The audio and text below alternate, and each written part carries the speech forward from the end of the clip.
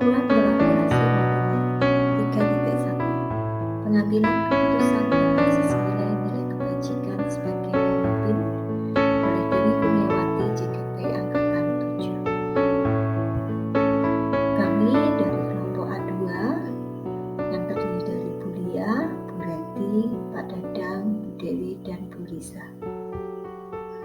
Terima kasih untuk pendamping yang hebat yaitu Bapak Muhammad Kusdi sebagai fasilitator dan Ibu Sri Widodo Puji Lestari sebagai pengajar praktik. Tujuan pembelajaran pada modul ini yaitu JKP dapat berbagi, berkolaborasi, dan menerapkan keterampilan pengambilan keputusan berdasarkan 4 paradigma, 3 prinsip, dan 9 langkah pengambilan dan pengujian keputusan. Apa itu 4 paradigma dilema etika? 4 paradigma dilema etika terdiri dari individu lawan kelompok, rasa keadilan lawan rasa kasihan, kebenaran lawan kesetiaan, jangka pendek lawan jangka panjang. 3 prinsip pengambilan keputusan. Yang pertama, berpikir berbasis hasil akhir. Kedua, berpikir berbasis pramuka. Yang ketiga, berpikir berbasis rasa peduli. 9 langkah pengambilan dan pengujian keputusan. Yang pertama, mengenali nilai-nilai yang saling bertentangan. 2. Menentukan siapa yang terlibat dalam situasi ini. 3. Kumpulkan fakta-fakta yang relevan dengan situasi ini. 4. Pengujian benar atau salah yang terdiri dari uji legal, uji regulasi, uji intuisi, uji publikasi, dan uji panutan atau etika. Yang kelima, pengujian paradigma benar lawan salah. 6. Melakukan prinsip resolusi. 7. Investigasi opsi trilema. Yang ke-8, buat keputusan. 9. Lihat lagi keputusan dan refleksikan. Perkenalkan, saya Bu Nurul, saya wali kelas A1 TK Mubarok Salatiga. Untuk kasus Aldo dan Husein terjadi pada semester 1 dan sampai sekarang masih kami tindak lanjut. Untuk nama kami sandarkan.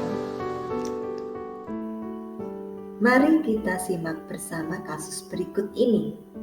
Bu Nurul adalah guru kelas kelompok A di TK Mubarok dengan jumlah siswanya 14 anak.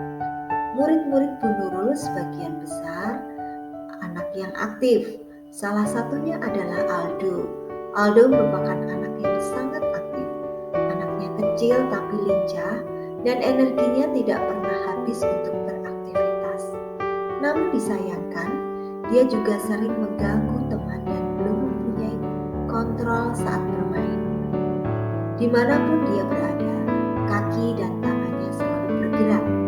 Terkadang memukul, mendorong, menendang, sehingga saat bermain selalu saja ada anak yang menangis karena ulah Aldo. Bu Nurul sudah berusaha dengan berbagai cara untuk mengendalikan sikap Aldo, tetapi Aldo tidak jera dan tetap bersikap seperti itu. Kondisi ini menjadikan suasana kelas menjadi kurang nyaman. Beberapa orang tua juga menyampaikan keluhannya terkait sikap Aldo yang terkadang menyakiti anak mereka. Bu Nurul merasa kesulitan dan akhirnya menyampaikan permasalahan ini pada Bu Anis selaku kepala sekolah. Kebetulan minggu berikutnya terjadwal kegiatan parenting oleh Bu Anis. Kegiatan parenting ini diisi dengan tema keselamatan, jauhkan anak dari bullying.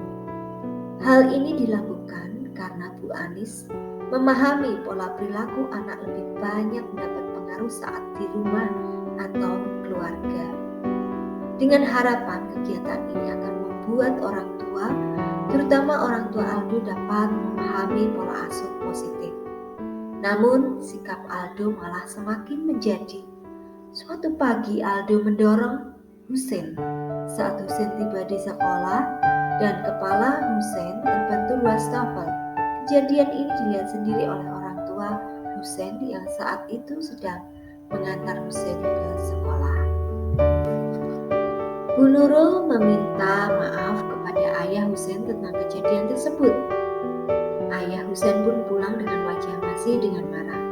Ternyata sesudah peristiwa tersebut, ayah Husain menelpon Ibu Aldo dan menyampaikan kekesalannya akan sikap Aldo yang mengganggu dan menyakiti anaknya dan teman yang lainnya, serta tidak menerima sikap Aldo yang seperti itu.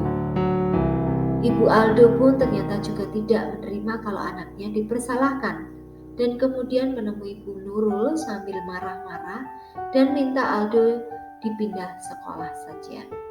Bu Nurul kebingungan dan menyampaikan hal tersebut pada Bu Anis yang merupakan kepala sekolah TK Mubarok. Jika Anda adalah Bu Anis, sikap apa yang akan diambil?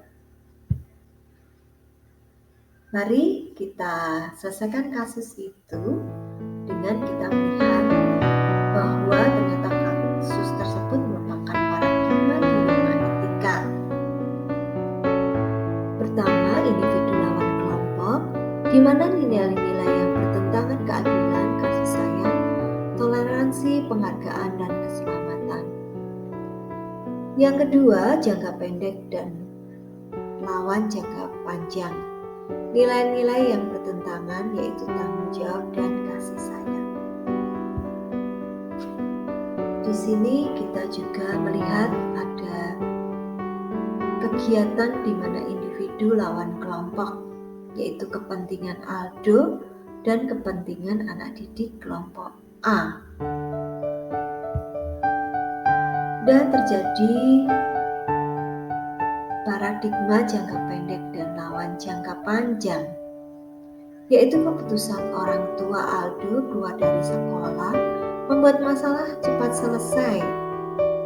Tapi perlu juga kita mempertimbangkan masa depan Aldo jika masalah tidak tertangani dengan baik di kemudian hari dan menjadi pribadi yang meresahkan masyarakat. Dalam kasus ini ada dua prinsip yang dipakai untuk mengambil keputusan, yaitu prinsip berpikir berbasis hasil akhir dan prinsip berpikir berbasis rasa peduli. Dalam kasus ini yang terlibat di dalamnya yaitu Aldo, Husain, siswa kelompok A, orang tua murid, dan wali kelas. Dari kasus ini ditemukan fakta-fakta yang relevan, yaitu Aldo anak yang sangat aktif namun belum memiliki kontrol sosial emosional dan sering mengganggu teman kelas. Yang berikutnya, suasana sering menjadi tidak nyaman. Banyak orang tua murid yang komplain terhadap guru kelas. Pelajaran sering terganggu, terjadi insiden di halaman sekolah yang mengakibatkan anak terluka dan perselisihan antar orang tua. Orang tua Aldo akan mengancam untuk keluar sekolah jika dipersalahkan oleh orang tua yang lain.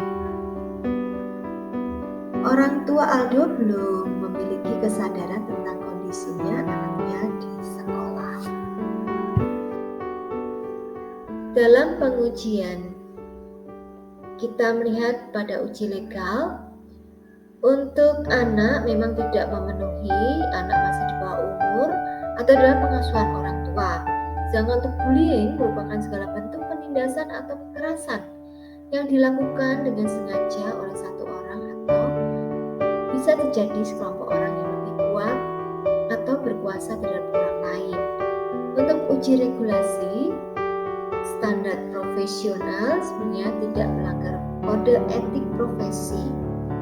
Untuk uji intuisi atau pola asuh yang kurang sesuai dengan lingkungan yang tidak mendukung perkembangan karakter anak.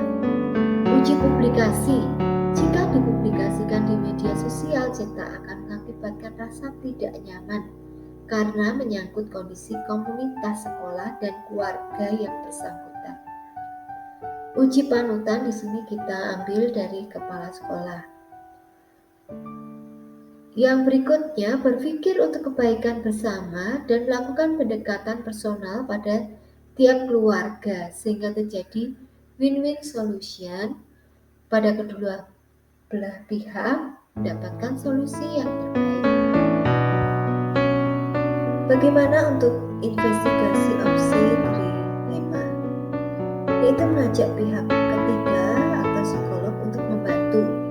Yang berikutnya bekerja sama dengan SRC atau Smart Research Center.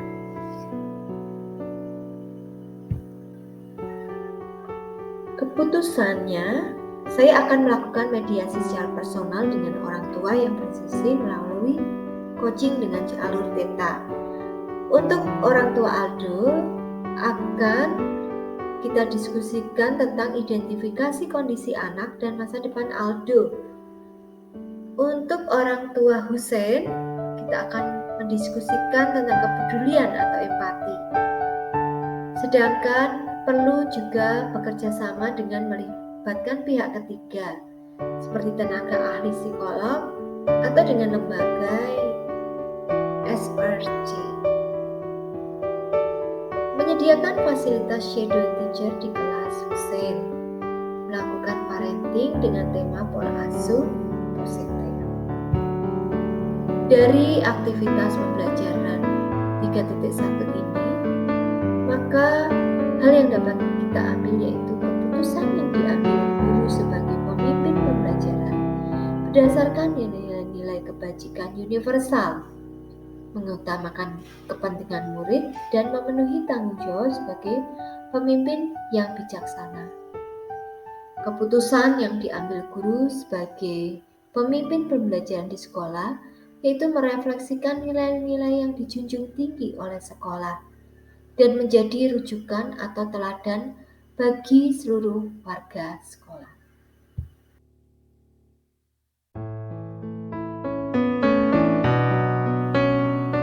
Mari kita bersama-sama menggunakan dasar pengambilan keputusan yang pertama berpihak pada murid berdasarkan nilai-nilai kebajikan dan bertanggung jawab.